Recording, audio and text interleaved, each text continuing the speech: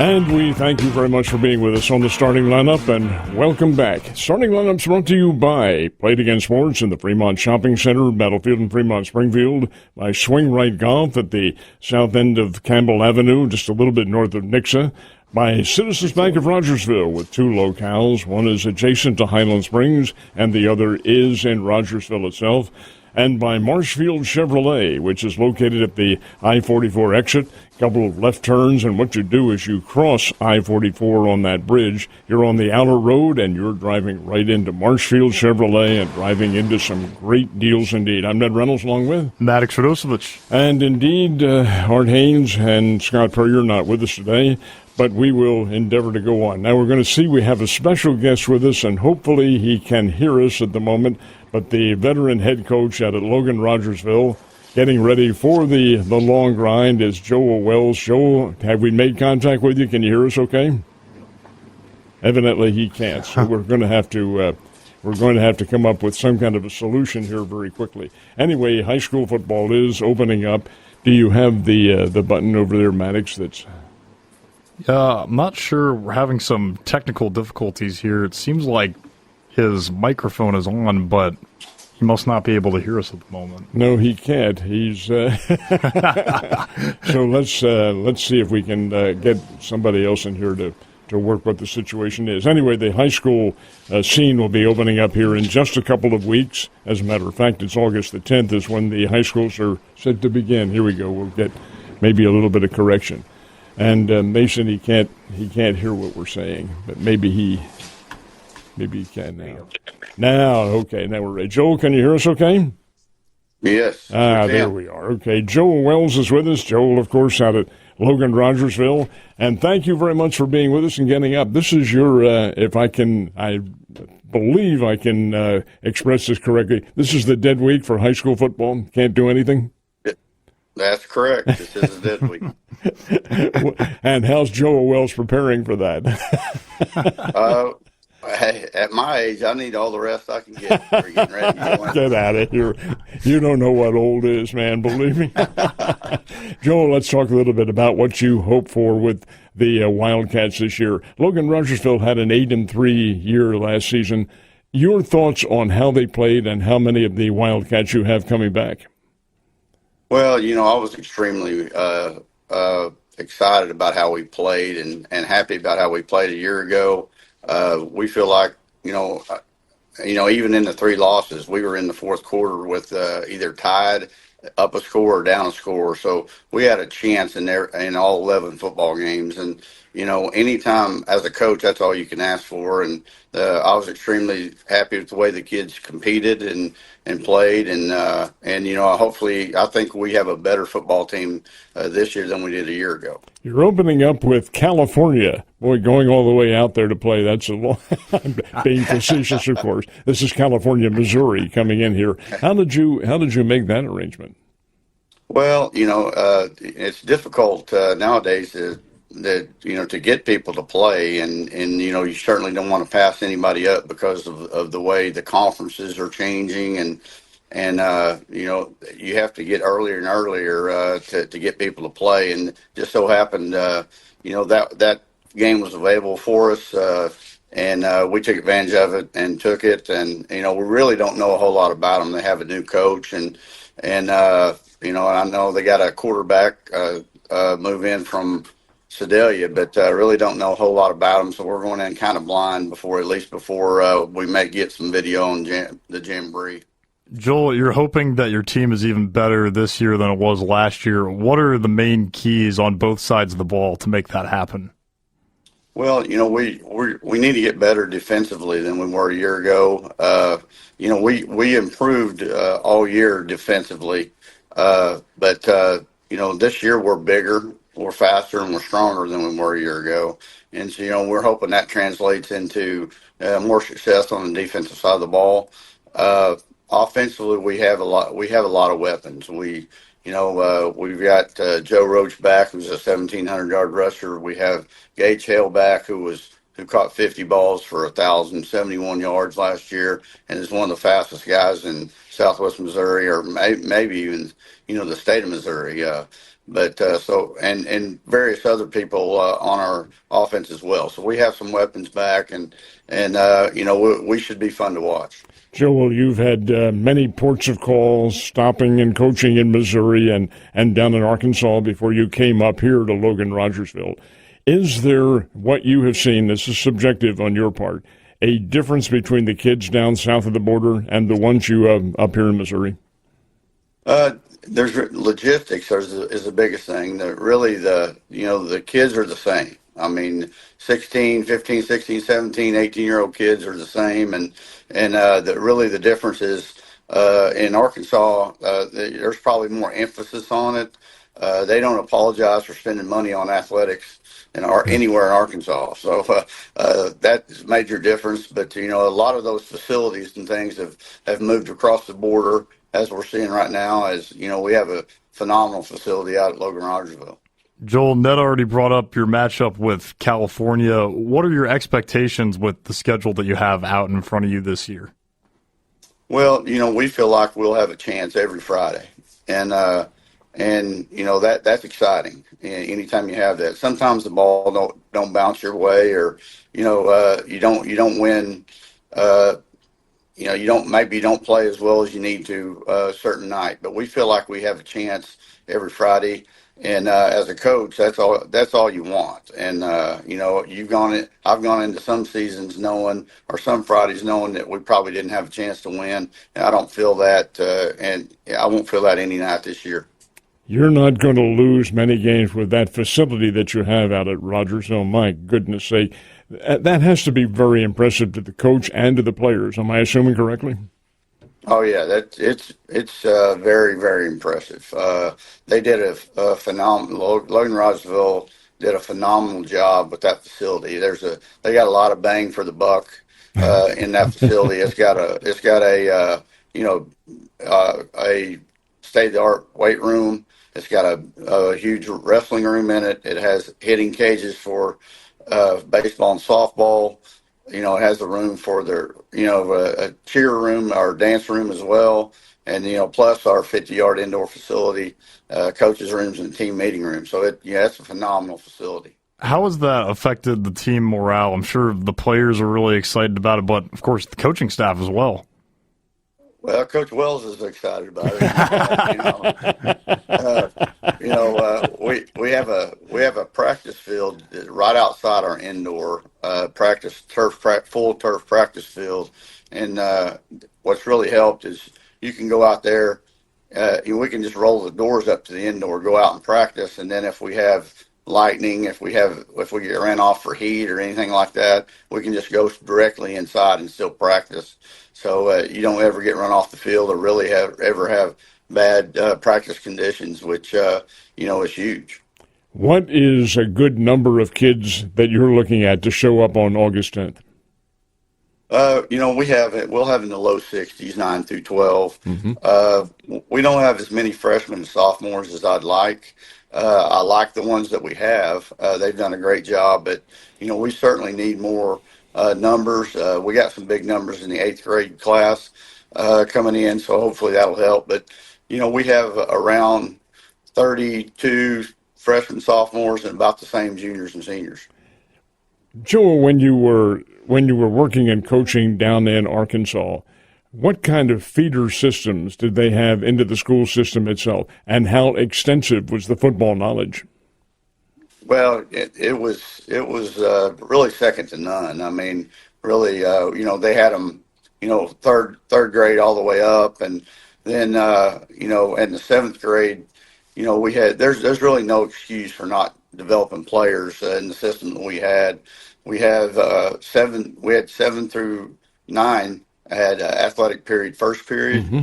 of the day, and then 10 through 12 had athletic period, 7th period of the day, and then almost all those players had a weight training class during the day, in addition to that.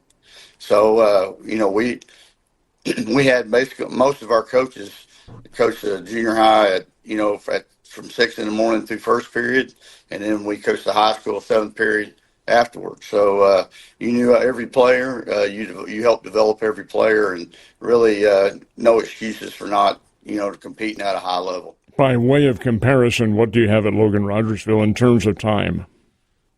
We have all of our athletes in seventh period, which is nice, and a lot of them, and some of them have weight classes as well. And then we have a ninth grade weight class, but we don't have those young people in seventh period. And then at the junior high level, we have some weight classes, but we don't have an athletic period where our high school coaches get to work with them during the season. Mm-hmm. Joel, from your perspective, what do you notice as the difference between some of the younger guys that are coming up and players that you've coached in the past? Well, certainly, players are getting stronger, faster. But we have some players out at Rogersville that, are extremely skilled right now. I'll use Gage Hale, for example. Gage ran a 47.3 400 as a sophomore. 10.4 800, 21.02 200, but he's a football player that runs track. He's not a tracker that plays football. I mean, he's a football player, and a skilled player. I talked about Joe Roach, as a running back for us, coming off a 1,700-yard year. We have some. Several offensive linemen back from a year ago. We have Anthony Cordell, mm-hmm. who has moved over from Ozark to our place, who's a really good football player. We've got 4 or 5 good receivers. Obviously we have a quarterback that moved back, that was at Rogersville as a freshman, went to Cardinal Ritter a year ago, and is back this year. Casimir Munchik. We have Hayden Holstein is pushing him at the quarterback position as well. So, we have a lot of competition for jobs, but, we look for those people to have big years for us. Joel, I know you're happy with the schedule and happy with the teams they all play. It's a new conference, so relatively speaking. But what, in your opinion, is a big game? Now, I know they all are, and you're out to win every single one of them, but is there one on which you particularly put a lot of focus? Well, we feel like that, the Carl Junction and West Plains mm-hmm. Were at the top of our district last year. We beat Carl Junction over there, lost to them in a playoff game, in a close playoff game at home. We had West Plains down a couple of touchdowns and got beat in that one last year. So definitely we've circled those games for sure. Branson, they're in our conference. They're not in our district, but we had a really close game with them last year down there and got beat. So, that'll be a big game, and Marshville's always a big rival. So, those games are probably the most important on our schedule. Joel, for some of our listeners who might not be familiar with a very, very good coaching career that you've had, tell the folks a little bit about what ports of call you've had. Well, I started off my career in Cassville, Missouri. Spent 11 years there, 7 as a head coach. Went to Washington, Missouri from there for 3 years. We had a really good run there, made a semifinal run. Then came to Nixa. I was head coach at Nixa from 01 to 08. Left there to go to Kansas City, to Liberty High School in Kansas City, and then came back to Kickapoo High School, where I retired from Missouri. Went to Arkansas for 10 years at Harrison, and retired from Arkansas. And now I'm back at Logan-Rogersville a year ago, and it's really a great situation for me. I'm a part-time employee. So I show up at 11 o'clock every day during the school year. So that's a great thing for me. But and then I've brought a few coaches out of retirement to help me. Rich Rehagen, who was my defensive coordinator at Nixa and was a head coach at Nixa for 13 years, and he's back with me. And Aaron Wells, who was his offensive coordinator there at Nixa for 12 or 13 years, he's with me.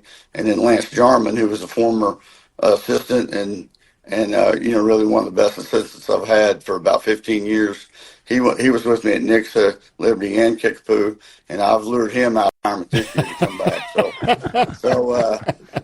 So we've got a really good coaching staff out there, and obviously some retired guys and some younger guys as well. But feel like that we'll be able to get them coached up and and be competitive. So when the practice sessions end, the Oats bus is what shows up to take them? It shows up every day. I know. Who am I to be talking? I got you. Did you have, when you coached, I know that all of them had their particular appeal, but did you have one that was a favorite of yours? Coaches? No. Coaching stop. Oh, coaching stops? Mm-hmm.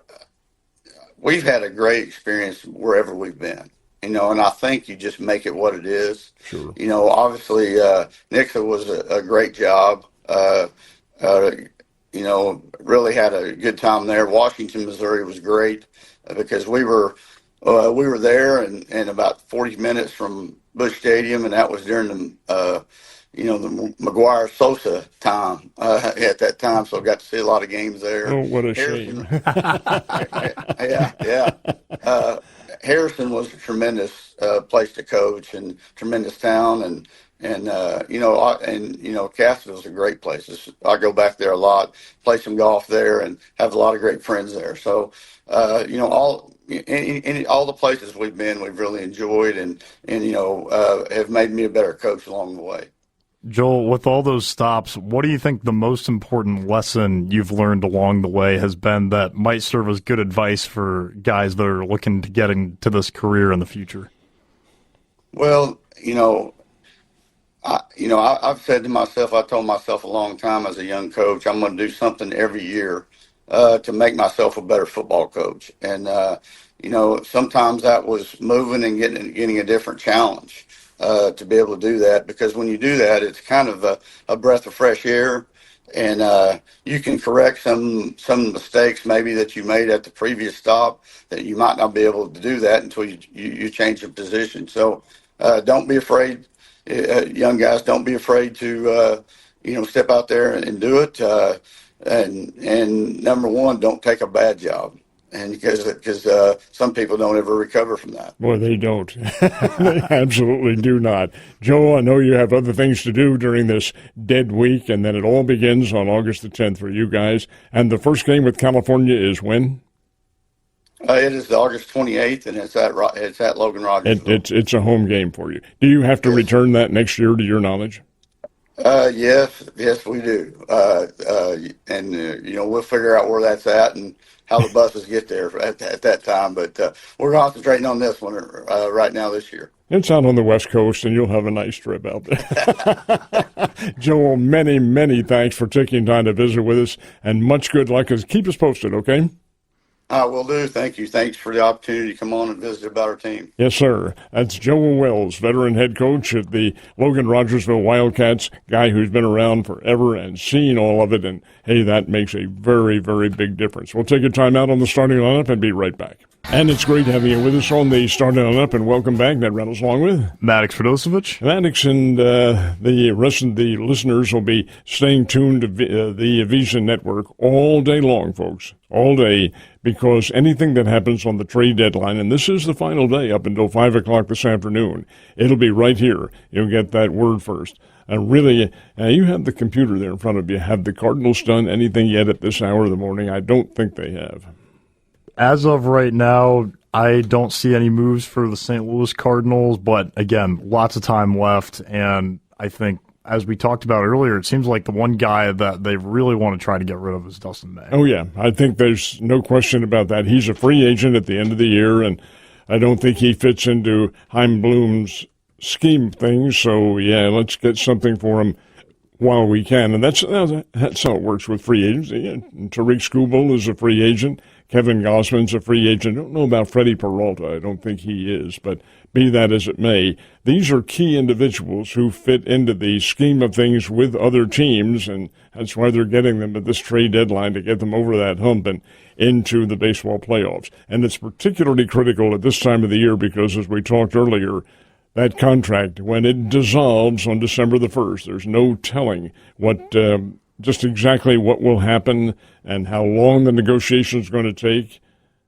if the negotiations take long, and we suspect they probably will. And a giant wild card in this whole scenario is the fact that the American League is wide open this year. I mean, of course, we're talking about what's going to happen on December 1st, and that's already crazy, but now you're bringing in the fact that the American League has teams that are below 500 that might be buyers here. I mean, it's just completely chaotic, and there's no knowing what's going to happen. I think today's going to be very telling. What was that I heard him say the other, it may have been this morning, but on the Visa Network, the baseball guy said, the American League, what a mess that is. And it is. It's, my goodness, you've got teams that are vying for playoffs that are below 500 in it. Want to change the subject here while we have a chance, and we'll continue with the conversation after we meet with our next guest. That's Annie Zimmerman, who is the volleyball coach at Nixa. But the fact is that the bill to save college sports has been agreed upon by all the necessary parties, the Big Ten and SEC being the necessary parties. They agreed to it Friday. What that did was open the door for this Save the College Sports bill to be presented to the Senate. It's already passed the House, but now it has to pass the Senate. The Senate is in its final week before the summer break. Well, the backers of this, Senator Cruz and Senator Cantwell and Senator Schmidt from Missouri, all want it done this week so it can go into operation as quickly as possible. Well, what's going to happen? That is the key, because the Senate session is probably going on right now, and there are a few other items that probably supersede college athletics. Would you agree with that? Well, Ned, I think for me, one thing that I'm wondering is this bill to save college sports. I've heard a lot about it, and I know lots of other sports fans as well, but I don't think I fully understand what exactly goes into all that. So I think our listeners would appreciate filling us in. Well, there are many ramifications that are involved and which have been negotiated upon, because at first, the SEC and the Big Ten Conference, you've got to have them backing you, along with every others. The money factor, how the money is going to be distributed, how the TV revenues are going to be upped, and I think one of the other negotiating points, too, was there was a $21.5 million cap put on the nil transfer. Well, that's been raised up to $27 million now. But one of the big deals, and this is also agreed upon by the NCAA, is the 5-year eligibility rule. That was included in this Save the College Sports. Also, the transfer rule. You can transfer once, and then if you transfer after that, hey, you've got to sit out a year. And that, I think that's one of the keys that most college fans around the country, and I'm one of them, I think that's the one that bothered them most. Would you agree with that? Oh, 100%, yes. I mean, it's good for college athletics to hammer out what the rules are going to be. I think there's been a lot of uncertainty in that realm over the past 5 to 10 years, and you want to try to establish some better rules going forward to have more clarity and to not have as many issues in the future. And the transfer portal, NIL, the 5-and-5 rule, all those factors are going to come into play with this bill, as you just said. One of the judges in Colorado made an interesting decision last weekend, and that involved the eligibility rule in the 5-year plan. Now, originally it's supposed to go into effect starting in 2027. But she ruled, the judge female, ruled that those athletes who played in 2022 would also be eligible for it with certain circumstances. They can't transfer to a team that already has a full roster. And that was, I think, one of the differentials that the NCAA objected to. The NCAA has sued to go back and review this one. So that ruling, I think, still has yet to be determined. But in terms of the basic part of it, it'll be federal law now, and the exempt level will be put on college sports. In other words, you can't challenge any of that that's going to go on. It will be there, it will be in concrete, and it will be right there for everybody to follow the rules. Well, somehow, some way, somebody will break them. They always do. Always seems to be Okay, the do we case. stand on break time here? Speaking of break, well, that's what we'll do. Take a quick time out. We do have special guests who will be forthcoming. Please, folks, stay right where you are. And those Cardinals will play the New York Yankees tonight, and you'll hear the game right here at 102.1. 6:05, I believe, is their starting time. Of course, the broadcast time is quite a bit before that. But the Cardinals coming into Yankee Stadium with a one-game winning streak. Knocked off the Toronto Blue Jays yesterday 5-1 after the game had tied. The Blue Jays tied it up. Blue Jays are an interesting team, folks, because they're the reigning American League champs, runners-up to the world champion Los Angeles Dodgers last year, and they simply have not been able to achieve any kind of unity at all, and that really hurts. We enjoy very much your being on the starting lineup, brought to you by Play It Again Sports, by Swing Right Golf, by Citizens Bank of Rogersville, and by Marshfield Chevrolet. And I think we do, Maddux, have a special guest with us, do we not? Yes, we do. We've got Annie Zimmerman with us, volleyball coach from Nixa High School. Annie, welcome aboard. Good morning. Thanks for having me. Annie, great to have you with us on this beautiful Monday. Volleyball, it never stops, but you are in an interesting situation, and I assume this is a dead period for you as well? Yeah, we are on our dead week this week, so a little bit of downtime before all the craziness begins on August 10th. What's the coach do during that dead time? Well, I'm personally going to be spending a lot of time at the lake, trying to decompress a little bit. And but of course, there's a little bit of work that's going to be trying to get done during that time, just some prep stuff. But hopefully, our players are able to enjoy some downtime as well and come back next Monday ready to go. Now, you're coming off a team, correct me if I'm wrong now, third place in the state last year, is that correct? That's correct. And it was Incarnate Word who knocked you out of it? Or did you beat them? No, we actually played Lafayette in the semifinal game, lost 3-1 to them, and then we beat Incarnate Word for third place. Excellent. Now, your club for this year contains how many returning players? 5 that saw significant varsity time last year. So we do have several players that have some great varsity experience under their belt. And then we have 5 newcomers. So it's a great mix. And, you know, they've done a great job this summer kind of settling into some roles. So, yeah, we're excited. Annie, what do you think the biggest challenge has been with trying to prepare your team with that mix of experience and new blood coming into the program? Well, early on this summer, really just trying to establish the roles. Everything was kind of up in the air. You know, we graduated 66% of our offensive output last season. So finding players that were going to fill in those gaps. And, you know, luckily we have several players that are talented enough to do that. And so, you know, them stepping up and being confident to fill those roles is kind of the first thing we had to find. And then, you know, I think the other thing, we have some good diversity. We have players that can play multiple positions. So we've got a lot of flexibility within those roles as well. We can move players around if and when we need to. And I think that they're comfortable with that now. And so, you know, all of that put together, I think we've found some things that are working for us. Of course, that could change, you know, at any time. But for right now, I think we were kind of in a good flow. When are the kids allowed to begin their drills? August 10th. Okay, it is August 10th, just like the other sports are for the fall part of the season. Annie, how many of your players compete in club-level volleyball? Because I know that's a very big deal. Yeah, so pretty much every single player in our program is also participating in club volleyball. It's, you know, at our level and the competitiveness that's in our area, it's really pretty essential for them to continue that playing experience all year round.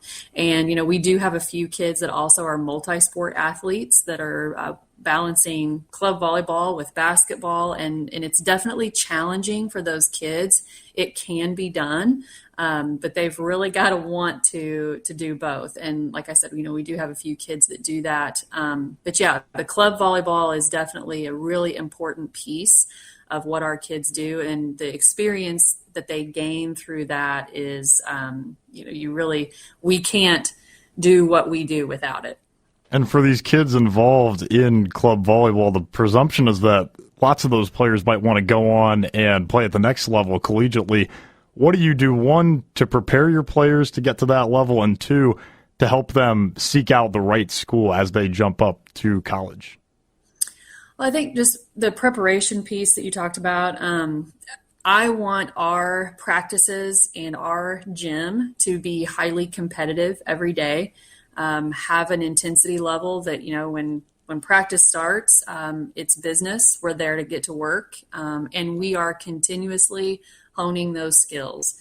We never want to get satisfied with where we're at. And I think if we can get that mindset instilled within them early, that's only going to help prepare them for that next level if they choose to play at the collegiate level. So hopefully that in itself is preparing them.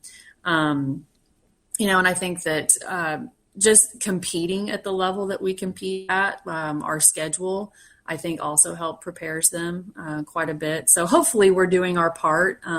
And we do have several players that have those aspirations, so we want to lean into that as much as we can. Tell our audience, Annie, if you will, a little bit about your experience as a player and a coach. Gosh, that's been a long time ago. No, heavens, no, it hasn't. So I'll have to get back on my memories here. So no, I graduated from a small high school, Seymour High School, just about 30 minutes east of Springfield. I played every sport I possibly could. I played basketball, volleyball. I ran cross country. I played softball for a couple of years. So that's one experience that I was really grateful for, that I grew up in a place where I could do all of those things. The club sports weren't as big of a deal back then.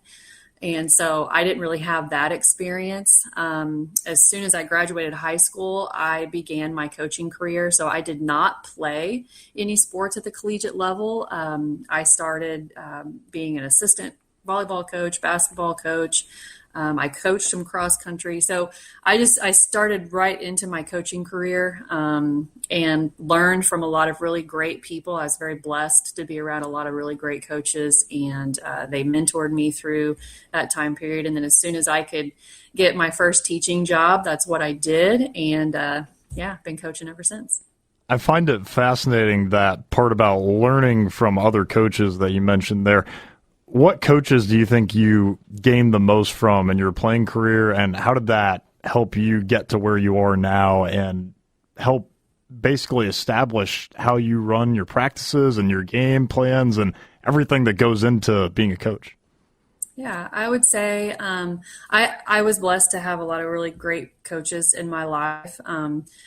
Steve Richards was my basketball coach during my junior and senior year at Seymour High School. And I think he probably had one of the biggest impacts on the way that I still run my practices now, even though it was a different sport, basketball versus volleyball. There's a lot of foundational pieces that are the same, that intensity level and that accountability level that you have to have in order for players to be successful in those high stress situation that they are in games. But yeah, I think he really showed me how to do that.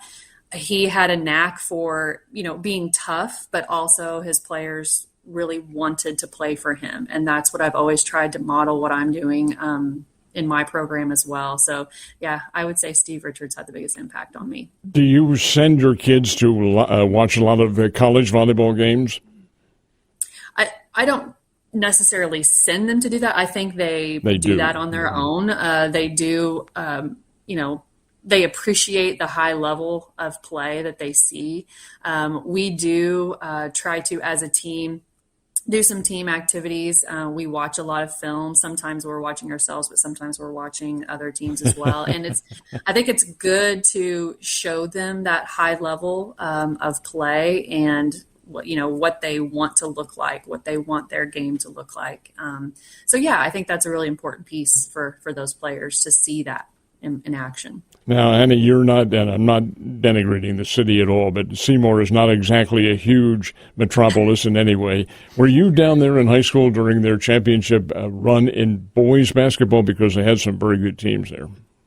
They did have some great teams. When I was there, that's not really the era that I was in. I graduated in 97. Mm-hmm. They did have some really great teams during that time.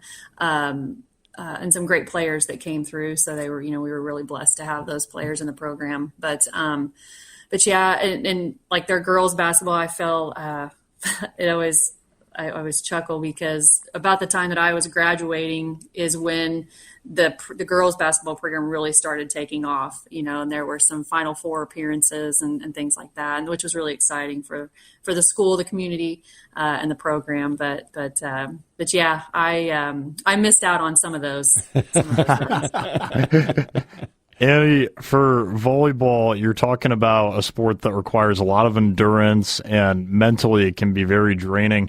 For such young players at the high school level, how are you able to instill in them the correct psychological disposition to get them ready to play at the highest level possible? The mental part of the game is tough. Volleyball is very similar to baseball in the fact that you can be really successful at your position and you are going to fail more than you succeed. Mm-hmm. And it's a game of errors and how you can control those errors, the types of errors that you're making. So getting them to understand that their errors are going to happen. You got to play in a way that you can be smart about that, and just try to limit, those things as much as possible. But at the end of the day, also, you got to go for it, and you got to take some big swings at the ball. Just, like I said, just like in baseball, you just got to keep going back at it. So sometimes that's really hard for younger players. They want to see that immediate success, and you're not always going to have that. So getting them to understand that there's a process that you got to go through. And I think by the time, hopefully by the time players in our program are seniors, they understand that they can deal with the kind of the mental aspect of the game. And, we've been very fortunate to have some very skilled players that can do that and be able to have that success. I would have to think that'd be a challenge for a coach, too, because patience has to fall into this, and you, as a teacher and, in a way, a psychologist, have to be able to master that. How do you get a kid to get over making an error because they are young? I think for me, I am not a coach that's going to pull a player off the floor after one error. Letting them understand that I really want to try to help them through and just give them feedback that they need to hopefully, they may make an error, but I'm hoping it's not the same type of error 2 times in a row. We're going to try to learn from that as the game goes along.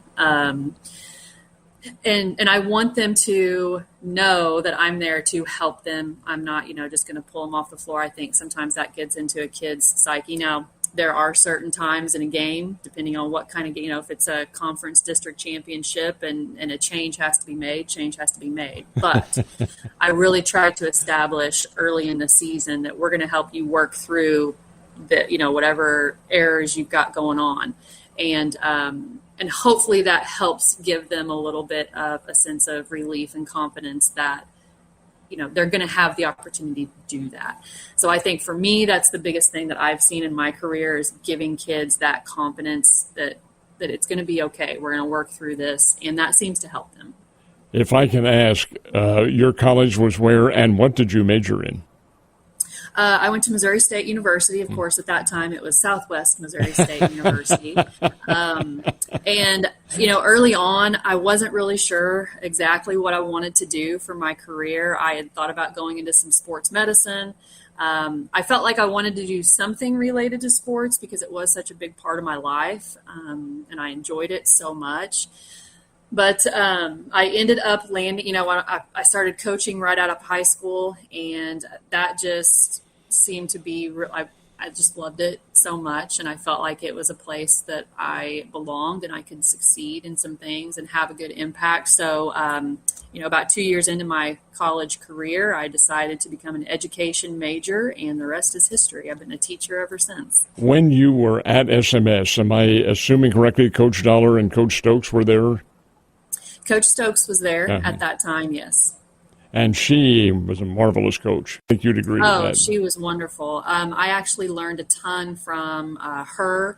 Also, one of her assistants at the time, I spent a lot of time with her, and that was very beneficial for me in my volleyball coaching career. So, yeah, I mean, you've got great people right there at your back door that you can learn from and watch. And there were some fantastic teams that came through SMS volleyball at that time, and it was really fun to watch. It was indeed, and they drew big crowds, and they still do, for that matter. And absolutely, yeah. It's such a viable part of the academics. And I'll tell you, volleyball, you tell me how you rate it. I would say that a female's chances of a scholarship in athletics are probably number 1 at basketball, number 2 at softball, and number 3 volleyball. What would you rate them as? Oh, gosh. I'm not in the softball world at all, so I don't feel like I can make a very educated guess on that. But, I think there are a lot of opportunities with volleyball. So I feel like volleyball and basketball probably would be up there, in that 1 or 2 spot. Lots of opportunities. There are lots of great schools, universities in our area that provide a lot of really good opportunities. And I feel like they definitely recognize a lot of our local talent that we have. So we have a lot of players that end up going on and playing locally. We have, 2 players from last year's team that are now at Drury University. And I think they're going to have fantastic careers there. So, yeah, I think there's great opportunities. Even if, you don't stay here close to home, there's a ton of schools out there. And I feel like, if players are willing to maybe get outside that area, their comfort zone, there's an opportunity for them to play virtually anywhere if they're willing. I would imagine that helps your program significantly, too, when your current players get to see the former players move on and continue with their careers at the next level. Yeah, definitely. I think it helps motivate them. I mean, I think a lot of our young players have that dream. They want to play at the collegiate level. It makes it attainable. It makes it realistic. But they also see how hard those players had to work to get to that level. And so that's a good thing for them to see as well. When you open the doors for the first drills on August the 10th, about how many young ladies will you have out there vying for positions? I'm expecting us to have anywhere from 40 to 45 players on our first day. And typically, it is different year to year, just depending on, exactly how many players we've got returning and all that. But typically, we're going to keep around 30 players in our program, freshman, JV, and varsity for those 3 levels. So, the first day of practice is probably one of my favorite days of the year because, it's exciting to be starting that new season. And then, the next day or 2 are some of the worst days of the year because I end up having to make cuts and that's just my least favorite part of the job, obviously. But, it's just a part of it. And it does speak to the competitiveness that our program, where we're at. So that's a good thing. But again, it's a hard one to do. Well, she has a state championship to her credit in 2019, I believe it was, when Nixa won the state title, and a third-place finish last year, and who knows what may be forthcoming in 26, 27, 26 in this case. Yes. Maybe a gold medal championship. Annie, thank you very much for taking time. Hey, have a real restful time with the final days you have in the dead period, okay? I'm going to do my best. Thanks, guys, for having me. Annie Zimmerman visiting with us from Nixa. We'll take a time out on the starting lineup and be right back. And we are in the stretch run of the starting lineup, and been a lot of fun because we've accomplished a lot today, and I hope you folks have enjoyed it. Our lines are still open at 447-1021 if you wish to call us or make a text. Do you have any texts on there, Maddux? Not yet, Ned. No, seems like we maybe haven't we're gotten not there. reaching anybody. Just like the St. Louis Cardinals with their trade deadline activities, still no news. No. But in that case, no. Well, it's not necessarily good news because you do want some of those people gone.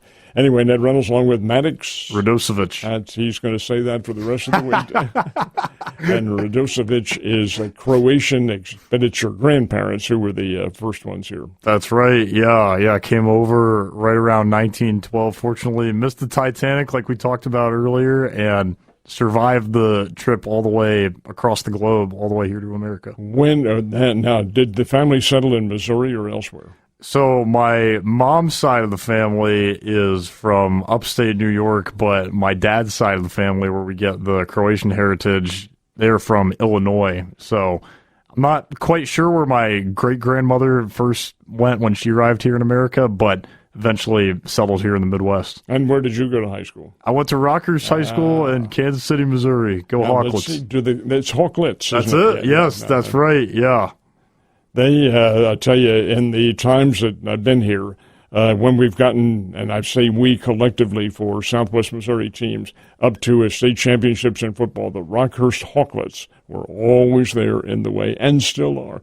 Tony, what was Tony's last name? Severino. Tony Severino. Coach Sev, Yeah, yes. yeah. Very, very good football coach. Legend. I mean, that guy, he, for the longest time, was just like royalty and still is at Rockhurst High School. I mean, when he would walk down the hallways, I'm pretty sure it was like the parting of the Red Sea. People would just get out of the way because they knew that the most important person in the building was coming right through that hallway. Well, they had championship teams, and if I remember correctly, I can't come up with the names as such, but several of the sons of Kansas City Chiefs players went to Rockhurst and performed very well on the football field. Right, yeah, the Green family, very talented, and had several quarterbacks come through Rockhurst, and that provided a lot of success during the later years of Coach Sev being the head coach there. Now, the high school and Rockhurst College, are they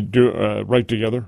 Yeah, so those two schools, they're about 10 to 15 minutes away. It's not in the same block. Not the same campus, no. Yeah, a little bit different. They're separated a bit, but still under the Jesuit Catholic tradition, lots of the same practices and classes, formation goes on.